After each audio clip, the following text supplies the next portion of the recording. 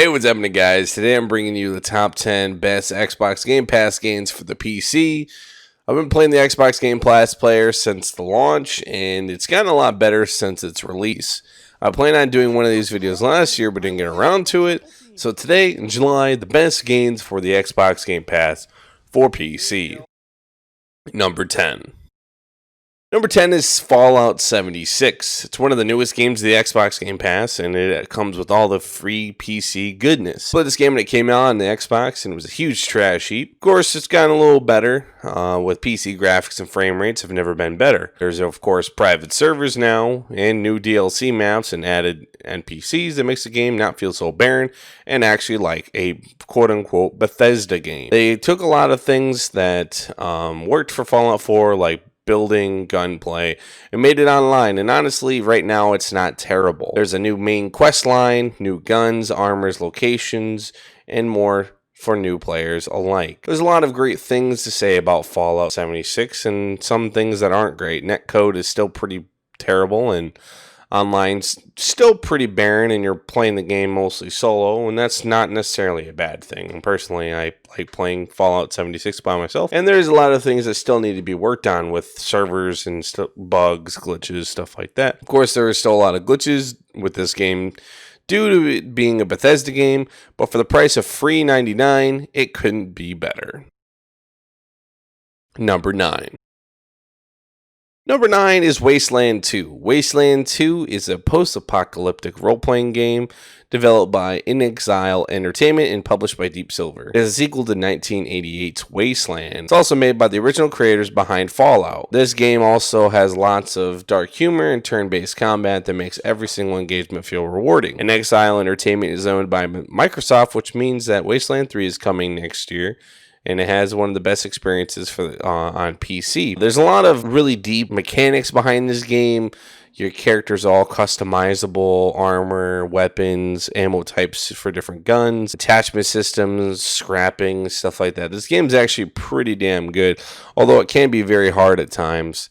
The game definitely is really fun. I like the humor in it. There's multiple endings for every single quest line you can do pretty much. There are Xbox and PS4 ports, but they're kind of clunky, and I definitely recommend it on PC over anything else. And honestly, it's a really fun game that drives old fans of the original Fallout games. Number 8.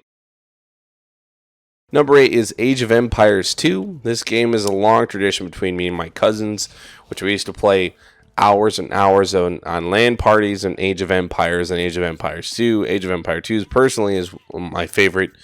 And has more variety of gameplay, structures, stuff like that. There's also new 4K textures, and new Age of Empire games are on the horizon, which means good things for Xbox users, as the games have been one of the best RTS games out there, especially back in the late 90s to early 2000s. And haven't seen a game in a long time. The game brings back so many memories, and there's a joy to play over and over again with custom campaigns and multiplayer mode. This game will have old fans coming to the platform in heaps. Honestly, anyone that's a true fan of any RTS games, especially like Civilization or stuff like that, this game is a must-play for pretty much any players that have ever heard of Age of Empires. Hopefully, one of these days, maybe bring more RTS games like maybe Age of Mythology. That would be pretty cool. If you're a fan of RTS games or history, this game is a must-play for fans or people looking to get into real-time strategy games. Number 7. Number 7 is Dishonored 2. This game was a blast to play. I've beaten the first game multiple times. The second game improves upon the first one. It makes a lot of strives and tries to be better than the first one in many ways. It's unfortunate the first Dishonored isn't on here because it's actually a real fun to play. And there's more variety in terms of enemies, layouts of levels, lore, more magic powers, and to take back the Kingdom campaign that makes you want to keep playing till the end. What's nice about Dishonored 2 is you can play slashing your way through enemies or sneak past and try to be a ghost to get the best ending possible.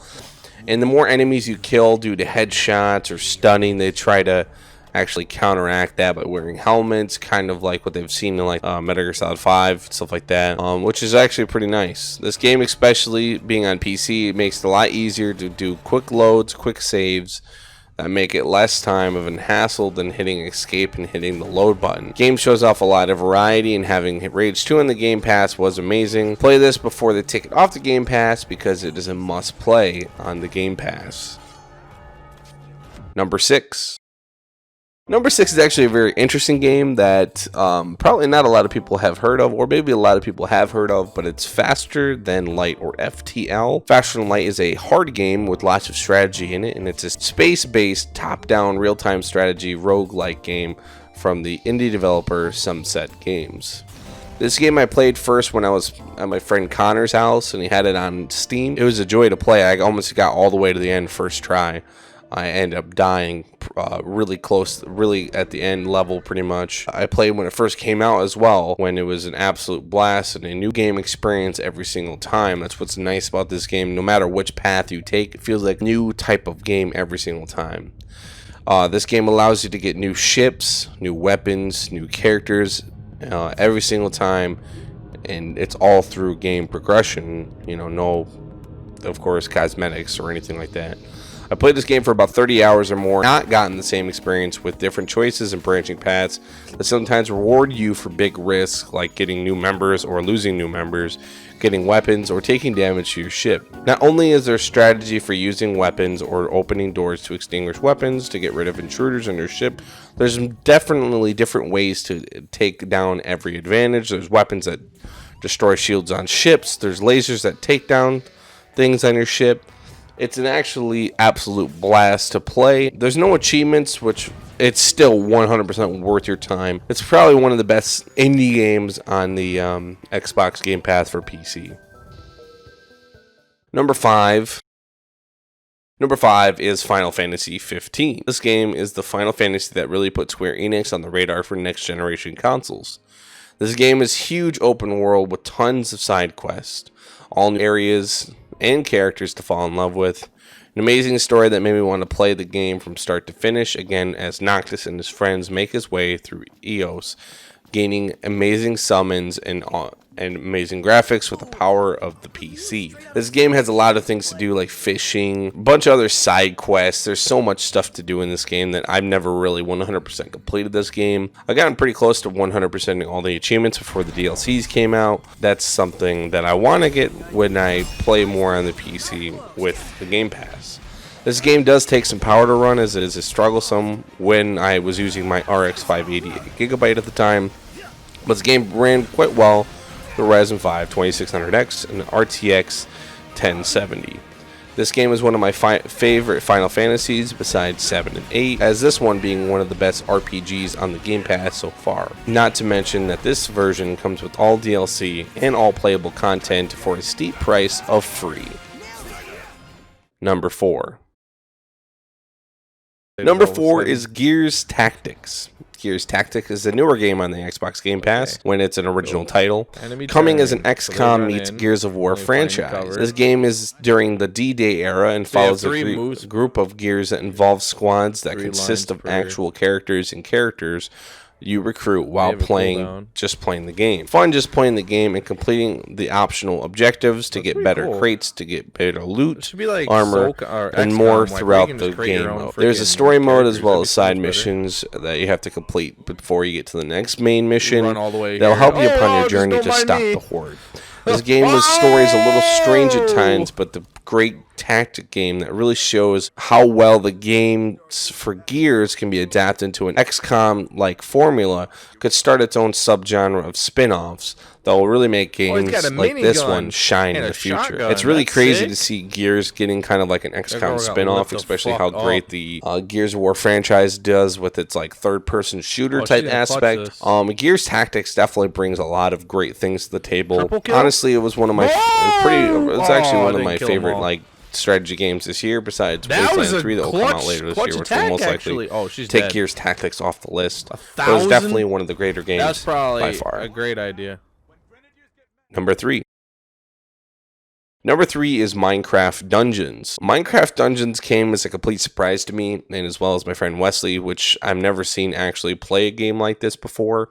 But we had a load of fun playing this. Even by yourself, it's actually quite a load of fun. There is going to be a full review on this channel because we completely did every single thing in the game, 100% of the achievements, and did every single thing we could in the game. So there will be something in the future to watch that, so just subscribe right now if you want to. Minecraft Dungeons is a Diablo-like game that features going through randomly generated levels while killing familiar mobs from the Minecraft franchise like creepers, zombies, skeletons, illagers, spiders, and brand new mobs and boss battles. This game shows, again, like Gears Tactics, how much a game that puts a spin on a genre can be really successful. Blizzard messing around with Diablo Mobile is making Minecraft Dungeons really an amazing dungeon crawler. I love the looting mechanic with rare drops once in a while, unique weapons that already get an enchantment slot for free and is a unique looking weapon. This game does an amazing stride to diverse itself among the game that puts itself within its own subgenre and shows how the game is really fun. Minecraft is old now, and Dungeons makes this game look even cooler with stunning gameplay and fun puzzle-solving mechanics. This game is definitely one of my favorite games this year. It's definitely more on the E-rated side of this list, but it's definitely one of the funner ones to play on PC, and it also has, of course, Xbox and PS4 ports as well. And they're definitely worth the download and play if you love dungeon crawlers, Diablo games, Minecraft, etc. If you're just looking to get into another game to waste a bunch of hours into, Minecraft Dungeons is the one for you. Number 2.